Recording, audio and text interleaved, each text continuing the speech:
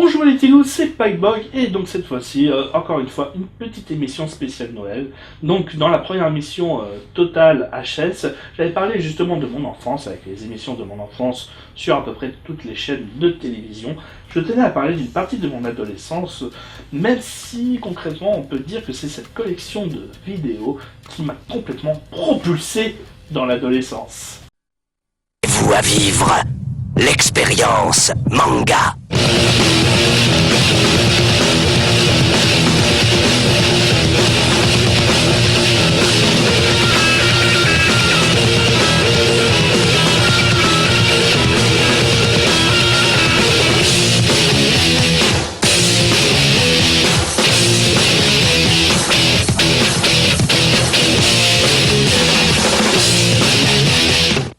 Je ne peux pas le croire.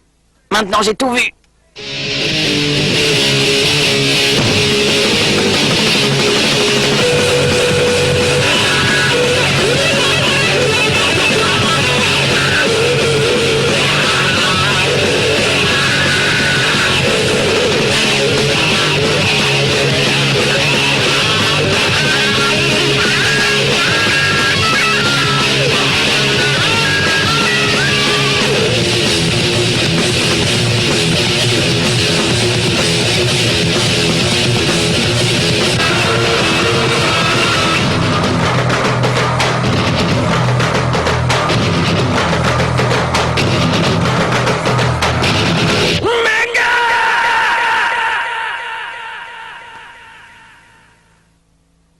Oh putain, en voyant ce clip pour la première fois, j'ai mon duvet qui a poussé et j'ai pu constater que mon zizi pouvait devenir dur pendant très longtemps.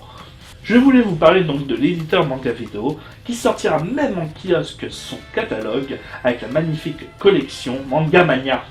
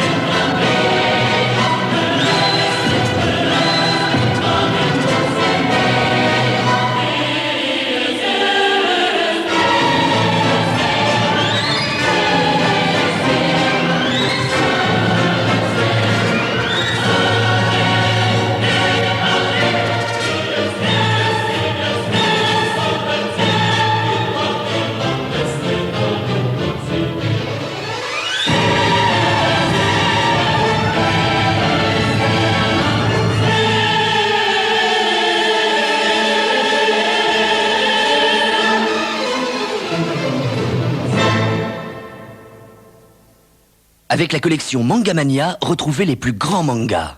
Et si après ces deux fabuleux clips, poussant violemment à l'orgasme visuel et auditif, vous n'êtes pas encore en train de vous précipiter pour attraper votre manque de connaissances, je vous répondrai Boobs de Chun-Li.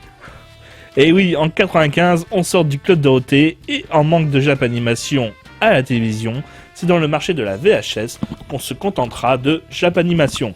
De la quoi ? Oui, je sais, j'ai conscience d'être un petit peu vieux et je pourrais comprendre que tous les jeunes qui regardent ma vidéo ne puissent ne pas connaître ce support. Et je dirais quelle chance ils ont. Alors certes, j'ai encore beaucoup de VHS et j'ai la fibre nostalgique pour ce support, mais bordel, quel plaît que de rembobiner pendant des minutes avant de pouvoir revoir le film. Et pire, en espérant que ton magnéto ne niquerait pas la bande, que tu serais obligé avec ton pouce de remettre dans la VHS, et sans compter la qualité assez douteuse de support. Mais il n'empêche qu'à l'époque des années 90, Internet n'existant clairement pas sous tous les foyers, ou alors en 28 ou 56K, offrant des heures de download sur Kazam pour télécharger un simple MP3, on était encore des aventuriers à découvrir des films ou des animés inédits en France. Ça par contre je regrette, ce côté découverte inédite justement me manque, alors que maintenant de nos jours j'ai juste à tapoter sur Google ou Wikipédia pour retrouver justement tout ce que je recherche. Perdant ce côté aventurier, maintenant je peux tout acheter avec Amazon. À une époque, je voyais un article sur Player One et je voyais une photo sans légende et je fantasmais sur ce qu'était ce projet. Petite anecdote de mon enfance, dans un grand centre commercial, justement, donc avec le Carrefour, les magasins de vêtements, tout ce qu'il y a de plus banal, se trouvait au beau milieu un petit magasin d'apport qui proposait la location de films, et dont pas mal étaient en version japonaise. C'est comme ça que j'ai pu choper donc le film de Dragon Ball Z sur Broly, en avant-première, en version japonaise, mais aussi par exemple le dernier tome de Dragon Ball qui était sorti au Japon. Et je peux me la péter d'ailleurs dans les cours de récré en disant que j'avais la fin de Dragon Ball dans mes mains. Ah, alors que nous, on ne la connaissait pas encore. Et bien entendu, ces VHS se trouvaient au beau milieu, avec justement des cassettes de Angel de Jin, ou encore du Roseki Doji. Vu qu'à l'époque, on faisait encore très rarement le lien entre dessin animé et un côté adulte, on mélangeait donc des films qui n'étaient pas faits pour des enfants à côté de films un petit peu plus pour adolescents. T'avais 2 magnétos, tu les reliais ensemble et tu te faisais une copie avec une location à 10 francs pour tout le week-end. Si tu fais partie de ma génération, tout ce que je viens de te dire te rappelle justement des souvenirs, et tu es certainement en train de sourire bêtement en te remémorant tout ça, et je te comprends totalement. C'est une époque assez pessimiste pour l'avenir de la japanimation et du manga en France. Sans véritable fer de lance, qui était le Club Dorothée, banni des chaînes de télévision pour son image d'hyperviolence et de sexe, il ne fut pas aidé par l'éditeur Manga Video, qui profita de la fin du Club Dorothée pour arriver en masse, avec son catalogue qui justement se voulait surtout pour adultes. Violence et sexe, c'était le créneau de l'éditeur. Et autant dire, même si cela a développé l'image négative du genre, c'était réfléchi dès le départ pour s'attarder à une niche de fans. Car malgré cette violence et ce sexe excessif, toutes les œuvres étaient excellentes. Perso, je n'ai jamais vu un film Street Fighter aussi bon que l'excellent film de 1994 par Katsubiro Tsugi, où justement on voit les boobs de Chun-Li, mais on propose un très bon scénario cohérent pour proposer le plus de personnages possible avec des combats bien réalisés et animés avec une énergie démente. Pour les puristes, la BO de la VOST FR est excellente, mais j'avoue que, ayant grandi avec la VF et la BO américaine, je ne peux que frémir d'entendre crier Jonathan Devins sur Blind au moment de la dernière séquence finale du film. Toi qui ressors de l'animation limitée de la toile, tu te prends une méchante claque en voyant ce film. Mais voilà, on a beau parler de l'extrême violence et du sexe, j'ai envie de te dire, et alors ? La violence et le sexe sont des manières de s'exprimer comme une autre. Et si le produit culturel propose un excellent divertissement ou message en utilisant ces outils, il n'y a pas de raison de les ignorer. Cobra le film offrant un film avec la classe jazzy d'un cowboy bebop des années plus tôt. Kawajiri, un de mes réalisateurs d'animation favoris et un des cofondateurs du studio Madhouse, offrant presque toute sa filmographie chez l'éditeur. Des chefs-d'œuvre intemporels comme Ninja Scroll, Wicked City ou Monster City.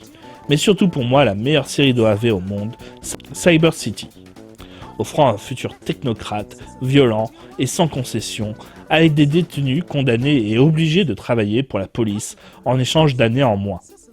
Reprenant donc des figures ou mangas cultes comme les films de Golgo 13, de Macross, de Pat Labor, de Mamoru Oshii ou l'OAV magnifique mais trop courte de Gun. La collection se veut de découvrir des incontournables de la japanimation et du manga.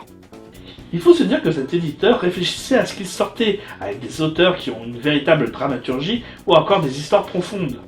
Comme Rintaro sur Megalopolis, adapté d'un roman important de la littérature japonaise, ou encore Le Château de Cagliostro, une aventure de Lupin the Third par Hayao Miyazaki, ou Akira par Akatsuro Otomo, Kamui de Rintaro, là encore adapté d'un roman célèbre, ou encore Ghost in the Shell de Mamoru Oshii. Mais en plus de proposer des légendes de l'animation, les films étaient souvent très poétiques ou avec un message fort. Que cela soit Mermascar, adapté d'un manga de Rumiko Takahashi, aka Ranma Demi ou Inuyasha, avec cette peur de la mort. Ronjin Z et le traitement des gens du troisième âge dans la société moderne, la perle poétique que sont les Elfes d'Omnéaïs, un des premiers films du studio Gainax, ou des contes modernes comme Bloodjack le film et les OAV d'Osamu Dezaki, qui permit à un médecin au black de sonder l'âme humaine à travers ce qu'il a de meilleur ou de pire. Cette collection, entre découvertes, plaisir coupable ou chef-d'œuvre de l'animation, a permis de franchir un cap vers une nouvelle facette du manga et de l'animation, offrant parfois des contes bien macabres et violents, mais surtout plus francs d'une époque en pleine mutation et sans concession. Alors foncez sur cette collection Mangamania. C'est tout ce que j'ai à vous dire, j'espère que vous aurez bien profité de cette vidéo et je vous souhaite une bonne journée et une bonne fête, surtout de fin d'année, un bon Noël et une bonne année.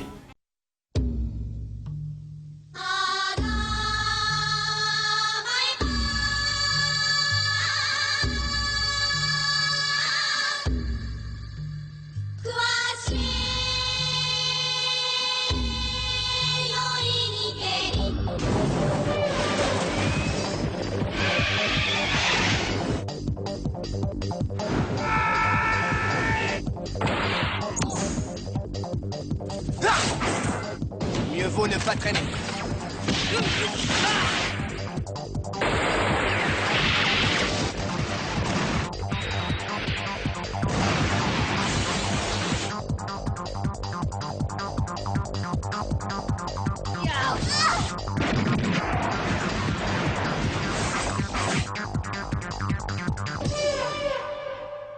Manga Vidéo présente le meilleur de la Japanimation, enfin disponible en DVD redigitalisé.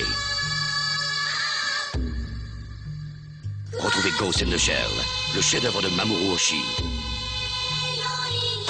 Et 6 autres mangas incontournables en vente maintenant en DVD.